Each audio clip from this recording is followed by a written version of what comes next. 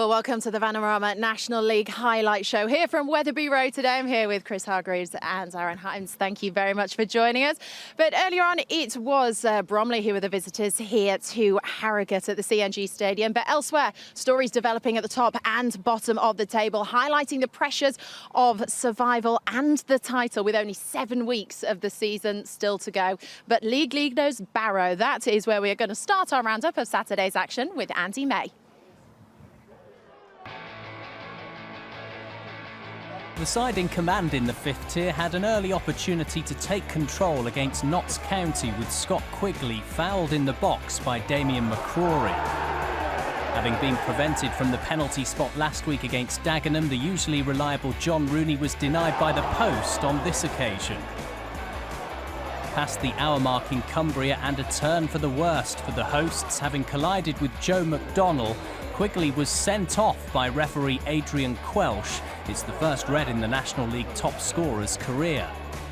Moments later, another first, a maiden Magpies goal for Tom Crawford, a one-time England C international aged only 18. Neil Ardley's men quickly went on to seal victory against one of their rivals for promotion. On target this time, Cal Roberts. With only a second loss in 20 for Barrow, County are 3 points off third with a game in hand.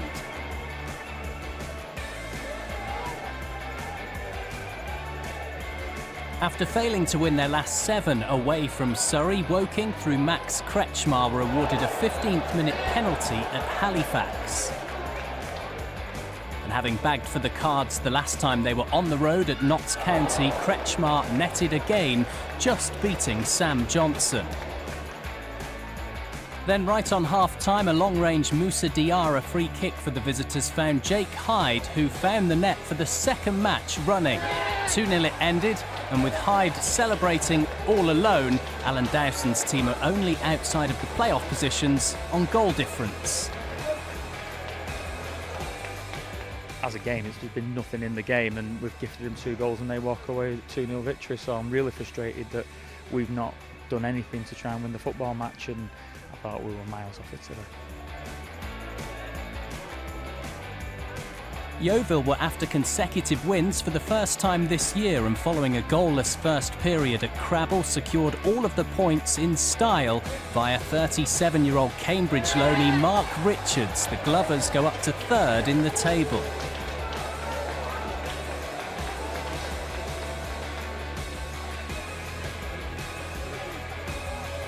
Of late, a title challenge has faded somewhat, but Boreham Wood avoided a 4th clash without victory as top scorer Kabongo Shamanga netted at Maidenhead, his 19th of the campaign.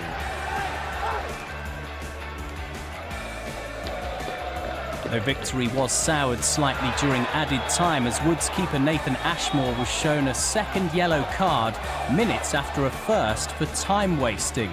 Luke Garrard's 10 men are level on points with Yeovil in 4th. Well, let's go back to Barrow there, because this has to be the biggest story of the day, doesn't it? They've dropped 12 points in their last 8 games. They've won 3 in that run, but this has really blown the title race wide open now, hasn't it? It has. Is it pressure of being at the top? Maybe. Maybe other teams are just putting the pressure on because they're winning as well. But they're still in the lead. Yeah. So, you know, you can't criticise them too much. They're having a fantastic season. They're expected to win every game. You can't. And you're going away to, you know, teams, it's difficult. And then the pressure's at home. At the end of the day, Notts County are expected to do really well. That's so, true, that's you know, true. all these clubs They're are up expected against to be the up top there. side. So they've still got everything to play for, and that's the message that I would guess that Ian Evatt will be telling his players. But they did have a bit of a bad day at the office, didn't they? They missed a penalty and then a red card for Scott Quigley. How pivotal could that be? Oh, that could be massive for them. If you look at it now, the challenge, I thought it was a bad challenge. He overran the ball. He might have just left the ball. But now he's going to be out for like 3 games. So he is. He should be back, though, for the game here against Harrogate, which you can watch on BT Sports. The goals there are poor, though, aren't they? I mean, the first one, I think the goalie looks like he's got olive oil on his gloves, and the second one, it's just terrible defending. And this is something that Ian Evatt has worked hard on this season. He's got that real solidity in his defending. So it's probably back to the drawing board this week in training. Yeah. Well, we heard from Pete Wild there, fairly fuming, if I'm just going to put it out there. He's yeah, but at least he's being honest, isn't he, Becky? And we want to see honest. It's nice to see honest managers, but he was really disappointed with that, wasn't he? Yeah, he was very disappointed, and I would be if I was him. Playing at home, you want to win every game, or at least not lose. So to lose 2-0 at home, then and not actually perform is very frustrating. Yeah, they're going to have to bounce back from that. Well, as Barrow's title bid, it does suffer a little bit. Well, it stutters a little bit, doesn't it? Let's just say that. The other end of the table, it's heating up. Chesterfield seem to have found their form. They're putting the pressure on AFC Fylde, who, let's not forget, they're trying to uphold their 15-year plan to get themselves into play league football. And a reminder of that is that they want league status by 2022, but a reminder of that is constantly on their shirts.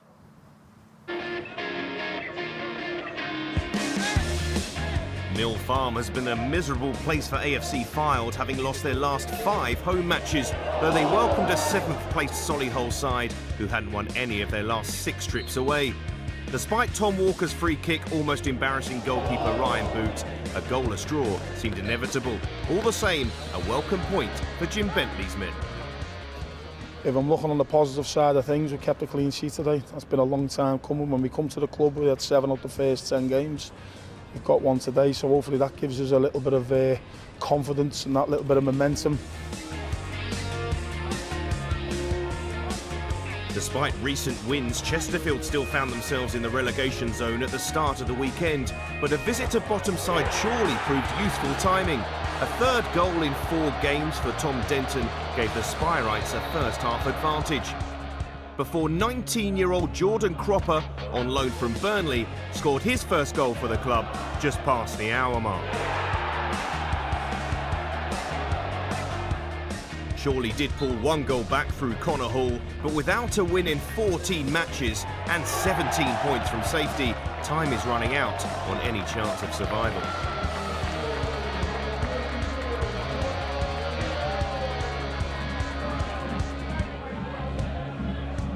Although they sit in the danger zone, Ebbsfleet travelled to Hartlepool, having never lost to the side from the northeast. The visitors almost in front through Gozi Ugwu, but it would be the promotion-chasing monkey hangers that would rue their misses more. Luke Molyneux's header kept out by teammate Aidan Keener. Then, following a lovely second-half cross from Ryan Donaldson, Irishman Keener could only find goalkeeper Jordan Holmes. And those misses would prove costly, because when Jim Toure pushed over Josh Umera, Ugwu would send the goalkeeper the wrong way before almost forgetting where the away fans were. For the Fleet, 2 away wins on the bounce for the first time since October. Well, let's start talking about Fylde, because this really hasn't been a good season for them, has it? And in terms of Jim Bentley coming in, not much has changed that much. Well, no, it's you know, Jim's an experienced guy and he'll be trying everything to get away from that position. But the hangover that you can get sometimes with missing out on promotion, it's difficult to get out of. I desperately want them to get out of it, but at the moment, it's not looking good. Well, if we have a look at what they've got coming up, their next run of fixtures, I mean, it's looking incredibly tough for them. Some big teams in there they've got to play against. Can they get themselves out of this, Evan? Yeah, I believe they can. But when you're used to losing and you haven't got confidence, it's going to be a tough thing to do to get out of it. But they have to find it from somewhere to get the points to get out of it. Well, they certainly do have to find it from somewhere. I mean, we've said this over and over again. How are they going to turn this around? I mean... Well, you know, we're talking about momentum. We're talking about just going back to basics, getting a game plan, being hard to beat. But you need someone to step up to the plate and be the hero on a Saturday, don't you? You need someone to start scoring goals. You need and they've missed a key player. You know, they've missed the goals of someone who's been relentless in Danny Rowe over the seasons. You can't replace that type of thing really easily. And they have had the expectation and the talk about the fact they want to get in the league in a certain amount of time. Listen, all clubs go through a bad spell. You just hope that they can turn it round, because the owners have put a lot of money into it and they deserve a bit of success. Definitely. Well, moving on from that, we've a big win for Ebbsfleet today and Chesterfield, which brings them up out of the relegation places. Have a little wry smile across your face there. As you can see, I'm very happy. It's good to see my former club, Chesterfield, doing a bit better. it's a big club in my eyes. They shouldn't be where they are, especially not close to relegation zone. But I'm happy they're out of it. Well, they have been in brilliant form against Harrogate in the week. I mean, they have put in the form, and it's the first time they're out of November, out of the relegation. They've had a good November. week, haven't they? Let's be honest, they've had a good week. What a result that was.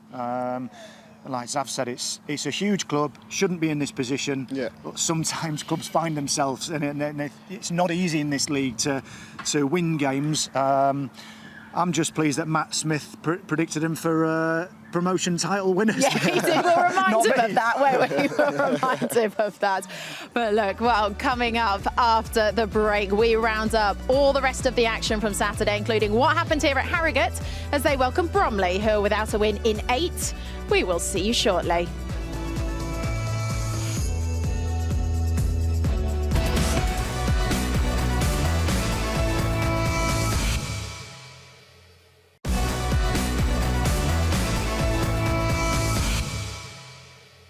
Welcome back to the Vanarama National League highlight show here from Wetherby Road. Well, earlier it was Bromley that was the visitors to face Harrogate Town. And watching this one for us was Dan Mason and Adam Virgo.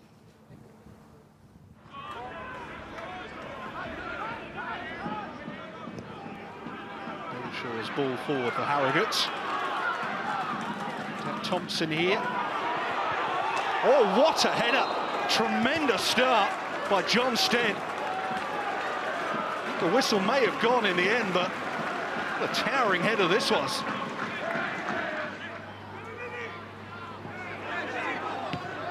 Smashed away by Kizzy. Muldoon to Diamond. Onto the right foot. And forcing a save from Huddart. First sign of what Jack Diamond can do.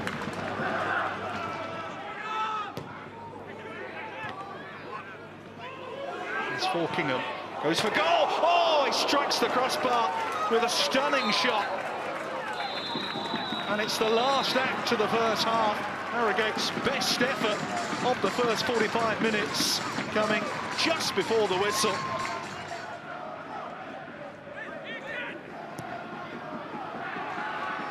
Bromley denied the services of their regular goalkeeper Mike Cousins today, but Ryan Huddart hasn't put a foot wrong yet. Could come under pressure here, and he's conceded one. Jack Diamond with the goal, and it's taken Harrogate just 35 seconds at the start of this second half. Well, it's certainly the perfect start there, and it's much better movement there from Jack Muldoon that really pulls himself in that right-hand side. It's an OK cross in there, but what John Dead does, he doesn't actually win it, but he makes that run across the near post, and then all of a sudden on the edge of the box there, Jack Diamond's the first one to react. Kizzy goes out, can't stop the shot going towards goal. Bush goes in Luke Coulson. He goes for goal. Goalkeeper couldn't hold it. Fell to a safe area in that Harrogate penalty area. It's an area that Ryan Fallaford's really struggling up against Luke Coulson, because Luke Coulson always wants to go in on his right foot. So he has to get tighter to him and show him down the line. Too many times now, he's come inside on that right foot and causing a real issue for the fullback for Harrogate. I suspect that Bromley won't get too many more opportunities. Coulson's corner was a decent one, and it's gone into the net, and it's an own goal from Alex Bradley. A disastrous moment for the substitute, who got this one all wrong. It's a ball into the danger area there from Luke Coulson, and he just gets it horribly, horribly wrong. Well, after the euphoria of the last 2 wins today, Harrogate have to cope with the disappointment of being held at home by Bromley. Yeah, there's some good spells, where, especially after half-time, I thought, yeah, this is us. But then, you know, we faded a bit. It became a bit of an end-to-end game where we weren't really, well, we certainly weren't dominant. And it was playing more into their strengths, you know, set plays, balls into the box from all angles, and we were a little bit anxious, you know, in our decision making, and gave away too many free kicks, which invited their strengths. And one of their deliveries was obviously going to be good enough at one point to cause us real problems. And so disappointing from that point of view. But at the end of the day, it's another point. It's another point gained, and we're in a match play situation at the top now, which is really exciting for us all at Harrogate Town. And so hopefully we can continue that for as long as possible, and you never know, you know, because it's down to 4 points, and we're quite nicely, you know, embedded in the top 3. I thought we were very good today. We have been for the last few weeks, and I don't believe we've got what we deserved. I thought it was a tough game. You know, Harrogate are flying high at the moment. You know, they're a very attacking team, so we knew we had to weather the storm. And then you come out and you go a goal down after 5 minutes of the second half, and you just hope the boys galvanise themselves and getting back together. And I think they did. And I thought we caused many problems. I thought Corey Whiteley was outstanding today, and I think that was a fair result in terms of where we want to get to. But you know, just disappointed with the goal against. Simon Weaver remaining positive there. But, I mean, is this just a minor bump in the road if we look on the bigger scale of what's going on at Harrogate? Well, I think he was philosophical, wasn't he, saying that potentially a couple of weeks ago it could have been a 10-point gap. And so for it to be only 4 now, it's a huge bonus, and it means that they're still in with a chance of the title. And that is absolutely huge at this stage, not having to go through the playoffs potentially. It's disappointing to concede so late, but they're still in a fantastic position. And as we've said a million times, isn't it great to have the pressure of going for a title? Absolutely is. Well, Jack Diamond looked to send them on their way at the start of this game. I mean, just talk us through this one. For me personally, I think the defenders should get a little bit closer, but the wide players done brilliant, and they left a bit too much space in the middle. And if you're going to leave so much space in the middle, I think it's a bit criminal. So he deserves this goal. He's in the right place at the right time. Yeah, currently on loan from Sunderland. He will have enjoyed that one. Yeah, he had a good half as well. He was bright. He was bright. He was inventive, trying to be positive on the ball, and he deserved the goal. And you think that they're going to go on and win it from there. But that resilience of Bromley, the way that we discussed had set up, didn't materialise. Yeah. And then suddenly, if you keep giving free kicks and corners away, this can happen. Yeah. Yeah, Alex Bradley just got this all wrong here, didn't he? Do you know what, though? If it makes you feel any better, Alex, I picked up at corners in my career, and the only home goal I scored was against Man United, so it could be worse. Zavo, you won't understand this, mate, because you never picked up at corners. No, I was up front. You were always up front. He was out of the way. Yeah, leave him up front. He's not heading the ball. Out of the way. But Harrogate are going to be disappointed to concede in that way, aren't they? Well, they are, and in that fashion at set pieces, you always, as a coach and manager, go on about it. Stay with your man, pick up, first contact, and he's just unfortunately got his timing wrong. He should have gone with his head, went with his foot, but these things happen. Yeah, they do indeed. Right, well, 4 more games to bring you now. We are going to start with Stockport, and it's Jake Watson that has more. Barnet started the day in 13th, but they're still very much in the running for a playoff place. They've lost just once in 11 games, and they got off to the perfect start here. Stockport keeper Ben Hinchcliffe a little too eager as he fouled Wesley Fonguk. Simeon Akinola slotting home the resulting penalty. That's Akinola's 15th goal of the season. Liam Hogan's long throw for Stockport is always a useful weapon. Whilst it was well defended against this time, the clearance went straight back to him. An unfamiliar position for the centre-half, but you'd never have guessed it. His cross with all the quality of a seasoned winger, Ashley Palmer with the header to bring the scores level. And there was very little to separate these two. Ashley Palmer so very nearly scoring again, but this time his header bouncing off the inside of the post to keep the scores level, and that's how it stayed. Sutton and Torquay, two sides with outside shouts of getting involved in the playoff race. And it was Sutton who started on the front foot. They were awarded a free kick right on the edge of the box. Suggestions it could and should have been a penalty, but that mattered little to Robert Milson. He found the top corner with the free kick, just the 33-year-old's second goal of the season. Sutton with their tails up now, and a great tackle just inside their own half, and the opportunity for a quick counter-attack. Harry Buteman surging forward. He picked out the run of Will Randall. His shot through the legs of Nick Zanev. Sutton's lead doubled, and all 3 points for Matt Gray's side. Wrexham and Eastleigh are still in need of wins to remove any lingering fears of relegation. Wrexham's form at the racecourse will be key, and just after the hour mark, Davis, Keel or Dunn picked out Jordan Ponticelli, who headed home. However, those celebrations were short-lived, the tightest of margins, but he probably was just offside.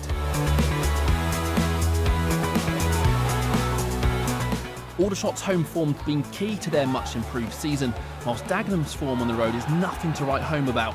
Craig Tanner picking up a loose ball and playing it through to Lewis Walker, who bulldozed his way through. He couldn't find the finesse needed to break the deadlock.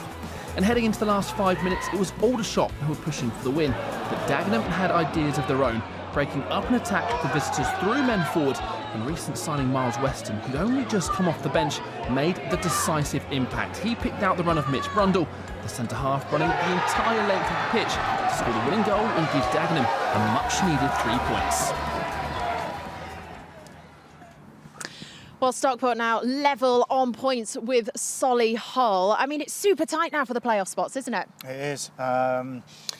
Solihull, another club that had that expectation, didn't they? And there's a lot of water gone under the bridge, let's say, in that club over the past couple of months. But it's exciting. It's great for the fans, I think, to be involved in these playoff pushes is fantastic. It's one of the best ways to go up. Fortunate to do it a couple of times, and it's brilliant. Yeah, well, I think there's only 3 points between Bromley in 12th and Solihull in 7th. So, like, every game is so important right now. Oh, massively. I think, obviously, like you said, it's 3 points, and every game matters. And for me, any team could beat any team in this league, and I just hope that Bromley just continues to push on.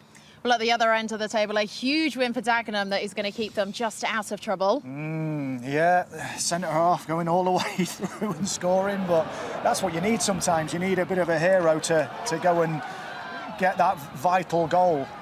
Good breakaway and just a bit of belief, isn't it? Just carrying on. Did well at Dover, Mitch Brundle did. It's a huge goal at this stage. A good pick up by Miles Weston, though. Yeah, it was good ball in, wasn't it? A bit of vision. Super important win for him. Yeah, is that going to give them momentum to push on now? Well, I think so. You know, these critical games is so important as well, but the not conceding always gives you a chance later on in the game, doesn't it? Yeah, absolutely. Well, let's move on and have a look at what that has done to the table in terms of things at the top. Well, Barrow losing today obviously means there is now a 4-point gap. Harrogate couldn't quite make up those points, so 4 minutes between the top two. Yeovil have now moved themselves up to 3rd, and they are level on points with Boreham Wood, 60 points, but it's the goal difference there that means that they are ahead. Now, as we said there, it's very tight in the race for 7th as well. You can see Solihull Moors there, 55 points, but Woking also in there. We don't know where it's going to go. If we look at the bottom of the table, Chesterfield, we know they've found some form recently. That has moved them out of the relegation places for the first time, which they are going to be delighted about. But Chris and Zavon, thank you so much for joining us. Good luck. We are going to be following very closely how your coaching career goes. Thank you very much. You're doing your badges right now, I believe? Yes, I'm doing the A licence soon.